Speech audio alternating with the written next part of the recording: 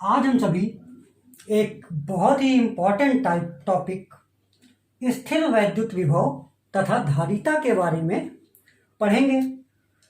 यह बहुत ही महत्वपूर्ण टॉपिक है जिसमें हमें यह जानना होता है कि विभव क्या चीज़ है। पहली बार हम नाम सुनते हैं कि विभव क्या है। अंग्रेजी में इसको वोल्टेज कहा जाता है। तो विभव को जानने से पहले हम पिछले टॉपिक में हम ये जाने थे कि आवेश क्या होता है और उसी से हम जानेंगे कि विभव क्या है।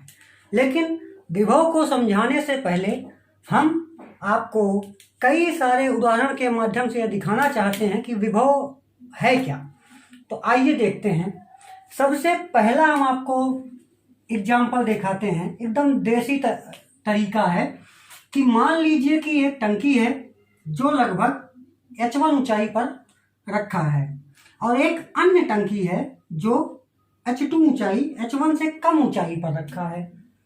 अब साधारण सी बात है, अगर हम आपसे पूछें कि पानी कहाँ से कहाँ जाएगा तो आप कह देंगे कि पानी 1 नंबर से 2 नंबर में जाएगा। क्यों जाएगा?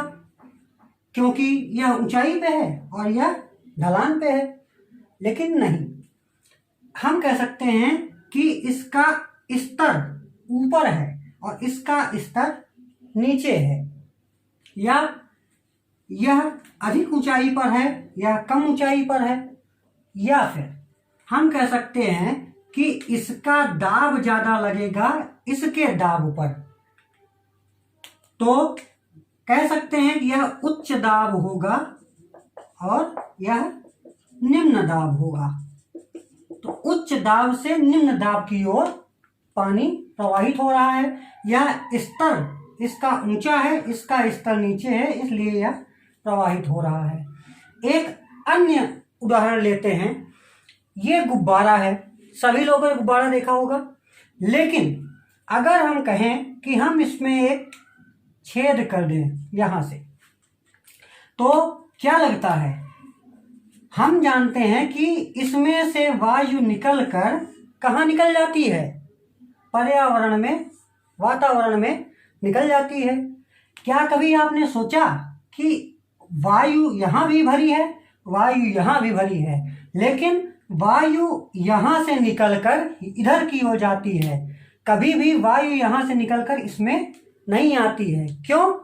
क्योंकि यहाँ भी इसका डेंसिटी कम है, अतः यहाँ पर वायु का दाब क्या है? ज़्यादा है। वायु का दाब यहाँ पर कम है, अतः उच्च दाब से निम्न दाब की ओर चलता है। फिर एक अन्य एग्जाम्पल लेते हैं कि मान लीजिए आप यहाँ कह दीजिए जाए कि यहाँ पे पानी ज़्यादा था, यहाँ पे पानी कम था, इसलिए ज़्यादा पानी कम पानी के पास आ गया। लेकिन अगर हम कह दें कि आपके पास 5 लीटर पानी है, 5 लीटर पानी को हम 2 तरह के पात्र में रख देंगे। कैसे पात्र में? एक पात्र गिलास नुमा हो, पतला सा, अधिक ऊंचाई का, और दूसरा ज्यादा गहराई वाला हो और बड़ी चौड़ाई का हो, और दोनों में हम 5-5 लीटर का पानी भर दें। तो क्या लगता है पानी किधर से किधर की ओर जाएगा?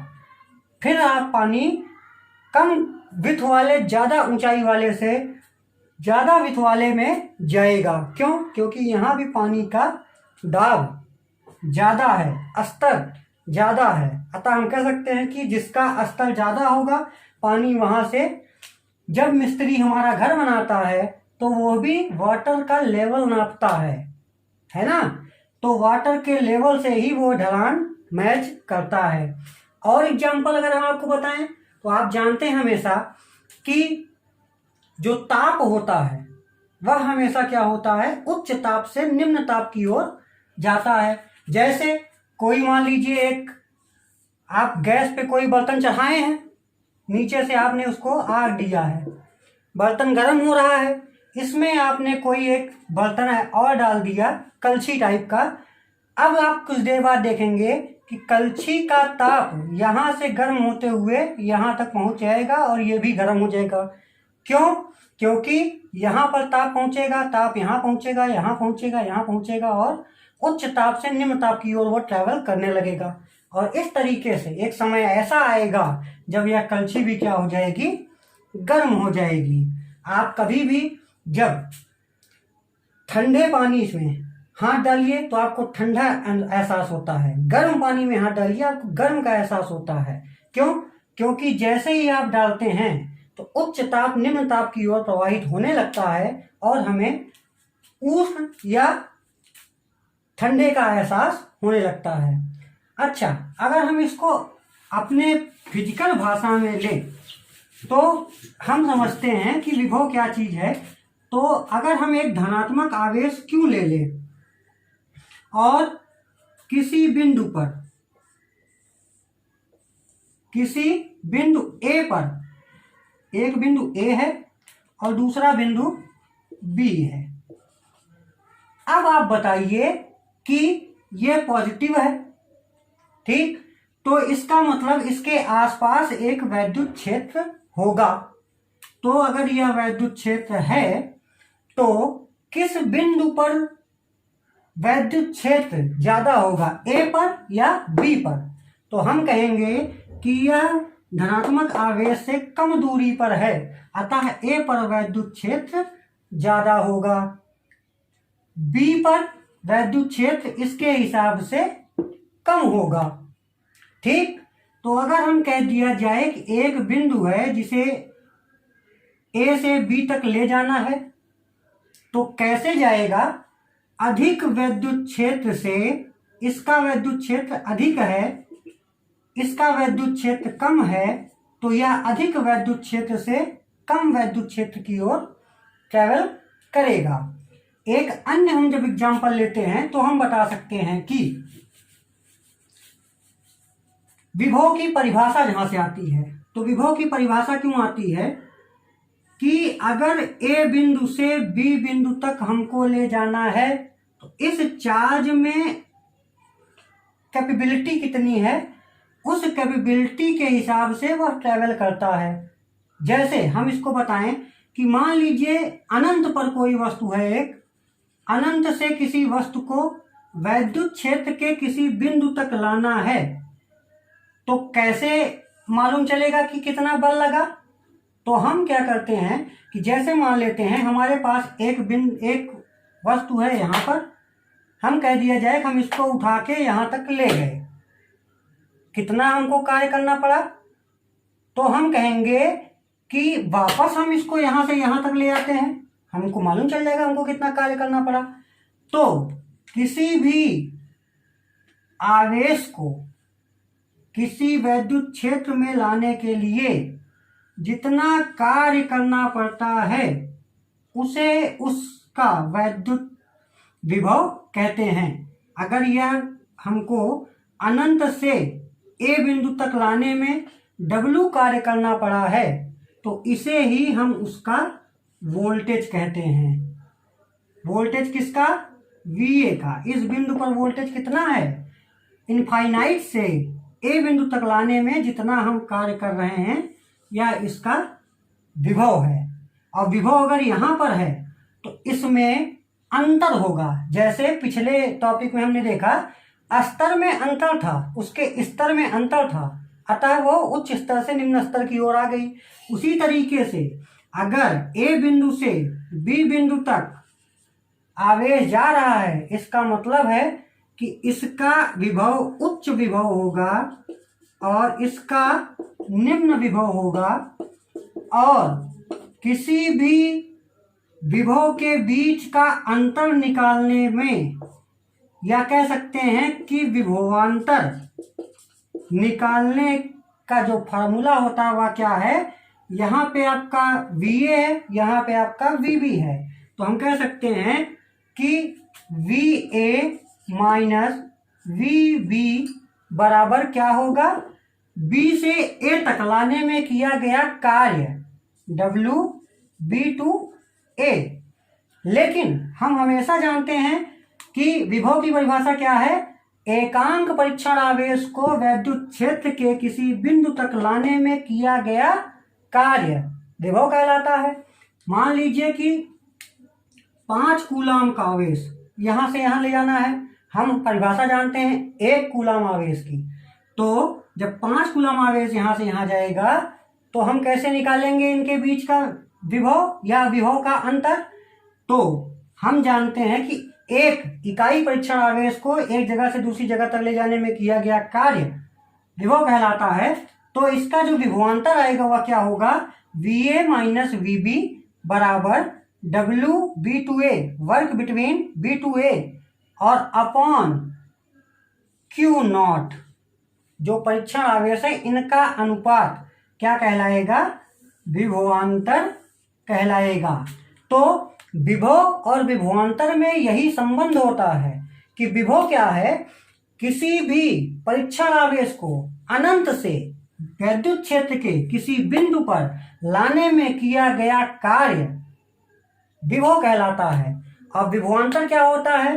किसी एक बिंदु से दूसरे बिंदु तक ले जाने में किया गया कार्य तथा परीक्षण आवेश का अनुपात विभवांतर कहलाता है। तो विभव और विभवांतर में यह अंतर होता है। लेकिन अगर हम आपसे कह दें कि यहाँ पे धन Q आवेश था तो यहाँ से यहाँ तक ले आने में हमको कार्य करना पड़ा। बल के विरुद्ध, हमेशा बल के विरुद्ध कार्य करना पड़ता है, क्योंकि बल एक सदिश राशि है और कार्य अदिश राशि है। तो लेकिन अगर हम कह दें यहाँ पर आवेश क्या है? -Q है, तब क्या होगा? तो हम जानते हैं कि जब यह धनावेश था तो उधर से कार्य करते समय हमको इसके विपरीत कार्य करना पड़ता है। अतः हमने कार्य किया है और अगर यह ऋणात्मक आवेश है तो यह इसको आकर्षित करेगा, और जब आकर्षित करेगा तो हमको कार्य प्राप्त होगा। अतः जो प्राप्त कार्य है उसे हम ऋणात्मक कार्य बोलते हैं। तो ऋणात्मक कार्य हमको प्राप्त होगा। इसका उदाहरण आपने कहाँ पढ़ा था? तो इसका उदाहरण आपने पढ़ा था गुरुत्वीय त्वरण में। कैसे? अगर हम कह दिया जाए कि यह एक बिंदु है जिस पर कोई ऑब्जेक्ट रखा है, तो जब ऑब्जेक्ट रखा जाता है तो इसका अपना कुछ मास होता है, द्रव्यमान होता है, और पृथ्वी इस पर कितना गुरुत्वीय त्वरण लगाती है? तो एक लिमिटेड गुरुत्वीय त्वरण लगाती है 9.8 मीटर पर सेकंड का। तो mg m इंटू जी इस पर एक बल ऑलरेडी कार्य करता रहता है। अगर हम कह दें कि इससे और ऊंचाई वाले बिंदु पर कितना होगा, तो यहां भी mg कार्य करेगा, किंतु फैक्टर क्या करेगा? ऊंचाई। यहाँ पे h1 थी, यहाँ पे ऊंचाई उससे ज्यादा थी, और हम जानते हैं कि mgh बराबर क्या होता है? स्थितिज ऊर्जा होती है। तो यहाँ पर हम दो चीज कह सकते हैं कि गुरुत्वीय त्वरण के कारण अगर हम यहाँ से इसको फ्री फॉल छोड़ दें तो कहाँ जाएगा? नीचे आएगा। कहाँ आएगा? यहाँ से गिरता हुआ नीचे आएगा। क्यों आएगा?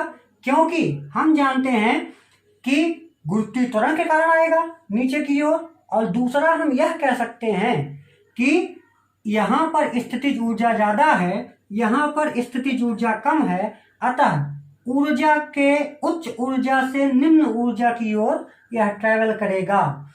फिर अगर हम इसको और ऊंचाई पर ले लें तो यहाँ पे क्या होगा? mgh3 जो और ऊंचाई पर होगा। अब यहाँ से फ्री फॉल छोड़ेंगे तो क्या होगा? यहाँ से नीचे गिरेगा, मतलब इसकी स्थितिज ऊर्जा और उच्च है, और ये यहाँ से यहाँ गिरेगा, यहाँ से नीचे की ओर गिरेगा। तो इस तरीके से हम कह सकते हैं कि कोई भी चीज होता है तो वह उच्च ऊर्जा से निम्न ऊर्जा, उच्च दाब से निम्न दाब, उच्च ताप से निम्न ताप, या उच्च वैद्युत क्षेत्र से निम्न वैद्युत क्षेत्र, या उच्च विभव से निम्न विभव की ओर ट्रैवल करती है। बाकी का इसका हम अगले वीडियो में पढ़ेंगे।